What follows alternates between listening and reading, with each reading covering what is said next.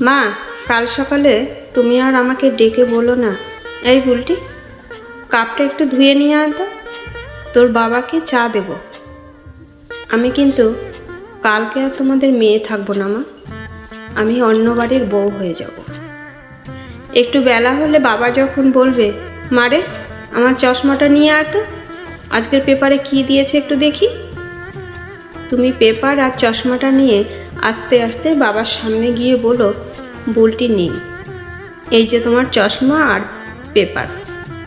বাবা যখন অবাক হয়ে এক দৃষ্টি তোমার দিকে চেয়ে থাকবে, চোখের কোণে গড়িয়ে পড়া জলের ফোঁটাটা মাটিতে পড়ার আগেই তুমি আঁচল দিয়ে মুছে দিও কিন্তু মা, আর বলো, এই তো আর কদিন পরেই চলে আসবে তোমার মেয়ে, চিন্তা করো না। কাল সকালেও আমাদের জমির কোল ঘেঁষে সূর্য উঠবে। যে মাছরাঙাটা প্রতিদিন আমাদের পুকুরের উত্তর দিকে নুয়ে থাকা পেয়ারা ডালে বসে একইভাবে জলের দিকে চেয়ে থাকবে, সেও এসে বসবে ঠিক আগের মতোই। কাল সকালেও আমাদের উঠোনে মুরগির বাচ্চাগুলো একটা মরা আরশোলা নিয়ে নিজেদের মধ্যে ঝগড়া করবে। তোমরা সবাই দেখতে পাবে না, দেখতে পাবো না শুধু আমি। দুপুরবেলায় দাদা এসে যখন বলবে, এই বুলটি, আমার গোলাপি জামাটা আয়রন করেছিস, তোকে না বলে গেলাম, এর মধ্যেই ভুলে গেলি। তুমি দাদার সামনে গিয়ে বলো, আলমারি থেকে অন্য একটা জামা নিয়ে পরে নে বাবু। বেচারাকে মনে করিও না মা, যে আমি আর তোমাদের বাড়িতে নেই। বিকেলে চা করতে গিয়ে তুমি আবার বলো না, এই বুলটি, জামা কাপড়গুলো বাইরে থেকে তুলে নে, দেখছিস না পশ্চিম আকাশে কত মেঘ করে এসেছে।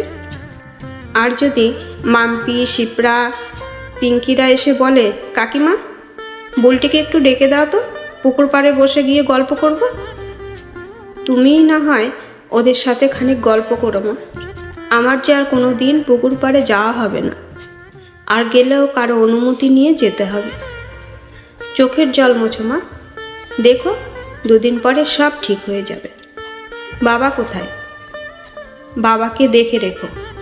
খাবার পরে বাবার ওষুধগুলো মনে করে দিও প্রতিদিন, আর গরম জল করে দিও দাদাকে রোজ রাতে, ওর যে আবার ঠান্ডা লাগার ধাত আছে।